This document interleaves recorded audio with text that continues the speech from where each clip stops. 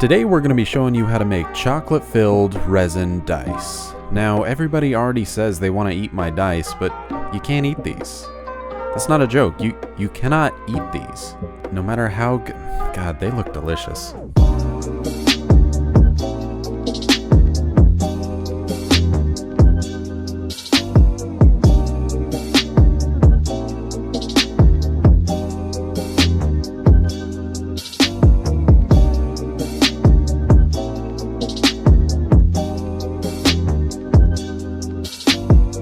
Today we're going to talk about a couple different techniques in dice making that I've tried and seen on the internet over a bit of time, and I'm just going to narrow down some pitfalls that I hope that you can avoid. So, I have my molds that I've made from both my sharp edge dice videos and previous ones. One common suggestion that you all give is, why don't you take one of these cups and cover it instead of using tape? You wouldn't have to do that again. You could cut this little hole out of the top and it would be snug as a bug in a rug all over this mold, which is great. Yeah, it is, but there are some things wrong with this, but we'll get to that in a minute. First, I'm going to show you how to make one. First, you'll take your X-Acto knife and cut all the way around to make a small little hole. Then you'll take your scissors and cut it down to size, because if it's too big, the mold won't be able to fit in there properly. Bam, you've got your new pseudo tape that goes over it, and it's pretty tight. It does a good job, and we'll again talk about what I like and don't like about that in a minute. It works. Absolutely it works. Now let's look at what we're actually going to make in this video. We're going to make three types of dice. One with Hershey's cocoa powder, one with mini M&Ms, and one with Nesquik. There is actually a difference between the cocoa powder and Nesquik. The Nesquik has a bunch of powdered milk and sugar in it, so there are different granules than just cocoa powder, and then the cocoa powder is just that. Cocoa powder. Now we're going to go for our normal dice making process, which is using some Art and Glow resin. You can use whatever resin you like. I've used Resin Obsession resin, it's really good, but this one I can get cheap and in bulk, so I use Art and Glow and it works for me. We're making double the normal batch size, so I fill two 30 milliliter sections because it's an equal part A and equal part B to mix this up with, which is extra resin, but I wanted to have extra in case something went wrong and I needed to redo one of the molds. So know that this is more resin than you need, and I'm fully aware of that. I just wanted to have extra. I mix everything up for a good 5 minutes, and then I take the huge batch and pour it into two different cups. First up, let's do the cocoa powder. I put a huge spoonful of it into there, way more than you think you need, because I don't want any of the granules to not be at the top. And first of all, that's satisfying, right? Watching that go from this sort of clear mixture into this dark chocolatey don't drink this mixture. I really like that, so I was happy mixing this up, but I still wanted a little bit more, so I put one more tiny spoonful in there, and then I was happy. Now I move on to the Nesquik one, and you'll see what I mean pretty quickly on the difference here. You can almost see the sugar in the Nesquik, which, I mean, it's for kids. They want more sugar anyway, right?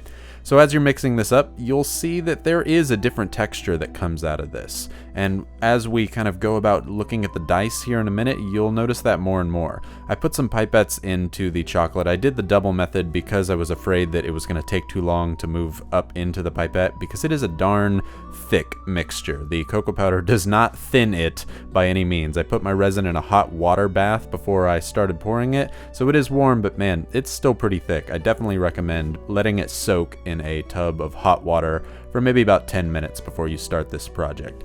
So I fill everything up, pushing the pipette down to the very bottom and letting it fill from the bottom up, just like you normally do for your dice molds. Because I'm mixing kind of two batches here, I am at a little bit of a race against the clock, so I try and go as quickly as possible. Not as quick as it's sped up here to show, but I do go pretty quick to try and make sure that I don't have any hardening pieces before I stick it in the pressure pot. I put it in my little makeshift rig here that can hold more than just one little set of things, and it's multi-layered. I put that in the pressure pot. I'm going to go ahead and close up and tighten the lid just like you normally do for the pressure pot. This one I am going to leave overnight, just like you should do for most of them. You don't have to, you can do it for 8 hours, but I do leave it overnight on this one. Now, let's take a look at the difference between the taped molds and the cup place over molds. I'm not really sure what to call that one. They are pretty snug, which is great, but you can see here this crack that comes down the side. That's called flashing, when some of your resin comes out the other side here. You can see when I pull it out, there's a huge amount of resin on the side. Now that's not horrible. There's already going to be mold lines in any dice, right, that you've got to take care of. So it just kind of depends where you like to do your cleanup. If you want to spend the extra time taping it, that's great. Or you'll have to spend a little bit of extra time cleaning up the flashing being done here. It's entirely up to you. I like to do the tape method, but know that this is the results of using the cup method. So you do you, and I hope that it works out better for you than it did for me. Either way, it's fine. So now we're gonna work on the M&Ms, and I'm gonna show you the technique to suspending something in resin. And it's pretty easy. You can see that this mold right here doesn't cut all the way down. There's a little bit of a place on the bottom for things to sit. I go ahead and mixed up that other bit of resin here that you saw me doing in the background, and I fill the bottom with just a little bit of resin. It doesn't need a lot, but enough to where nothing can sink to the bottom and not allow resin to be at the bottom of the mold.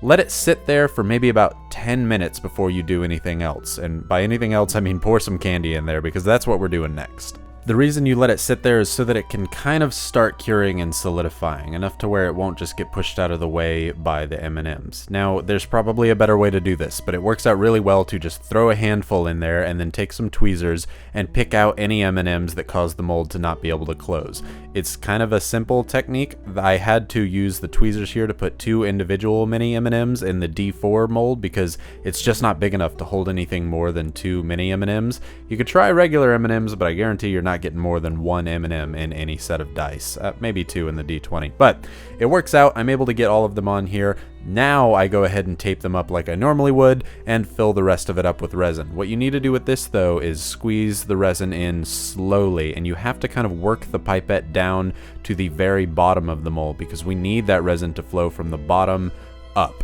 I don't normally say that you have to have a pressure pot, and you still don't, but there is a good chance that you're going to leave air in your dice with all these gaps that the M&Ms provide. I think they turned out really well. Check this out after the pressure pot. It's crystal clear. You can see every little M on it. I love it. There's all this detail that comes in the little M's, and the chocolate dice came out really well too. Now we're gonna go ahead and cut the sprues off, and sometimes you gotta be a little forceful to get those son of a guns off. You gotta really push it on there. And I've never shown this technique really full or up front, but once you cut some of them off, there's gonna be some jagged pieces, and that's fine. You're gonna cut the rest of those off and just try and get it as flush as you can against the dice. The rest will be done by X-Acto knife and sanding. Now, there are a few other pitfalls that I want to talk about here. One common thing that people say is, all right, do I just have to cut these right away? And yeah, you kind of do. If you don't, they're gonna snap off on their own. Or the other thing that people ask is, can I snap them off? And yeah, you can snap them off, but that's it's gonna cause problems. Take a look here. When I snap this end off, that is not like the other end that you're going to see here. There is a big issue in the dice, and that could happen if you leave the sprues on for too long and try and cut them. It could just accidentally break off. So try and cut your sprues pretty immediately. This set was a failure because I waited a few extra days to cut the sprues. Don't do that. You're going to miss the tips on there. Some of them will come out great, but it really is a gamble. So learn from me, don't do that. Cut your sprues pretty much the day that you pull them out of the mold.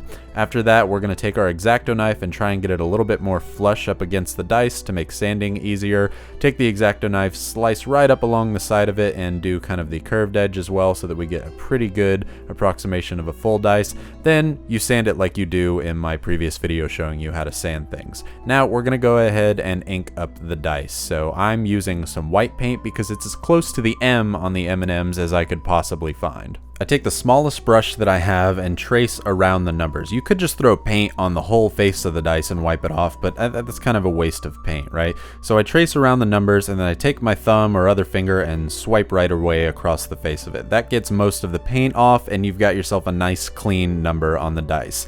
I do that for the rest of the D6, and then I'll show you what it looks like close up here. I think that's a great technique, and there's no real reason to have to try and meticulously get every number by hand. I'm not that good of a painter. But now I am completely done with the M&M dice set. These are a Dice God instead of a Rep God dice set. I think they look pretty slim, Shady, if I'm gonna say anything about it personally.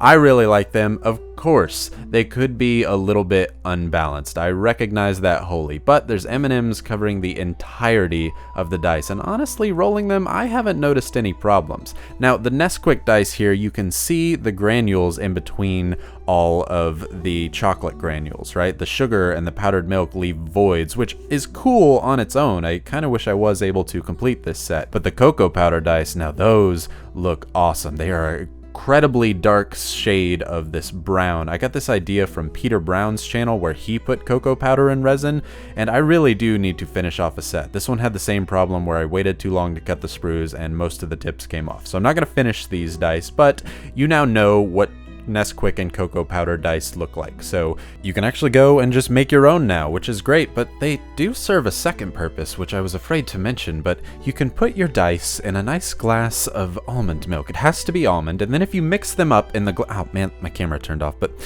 they'll dissolve and turn into a nice chocolatey, okay, of course that's not going to work. Please do not do that. Please don't put your chocolatey resin dice in milk, you'll die. But the M&M dice came out really well, so I'm happy with those, and I'm definitely going to be using this set at my table for a while, especially if I play some sort of baker or sweet wizard of some kind. Thank you for watching. I hope that you enjoyed. Please comment down below, tell me some other things you might want to see, because I don't know what to do unless you tell me. Some of the stuff in this video came from comments in previous videos. Maybe share this with others who like to eat dice and aren't allowed to because they'll die, and I hope that you have a absolutely fantastic day. Maybe check out some of my other making videos, because I do more than just dice. I do D&D terrain and stuff. And be on the lookout, because I have some giveaways from some companies who've decided to give some stuff to me to give to you in the next few weeks. So thank you for watching. I hope you have a phenomenal day.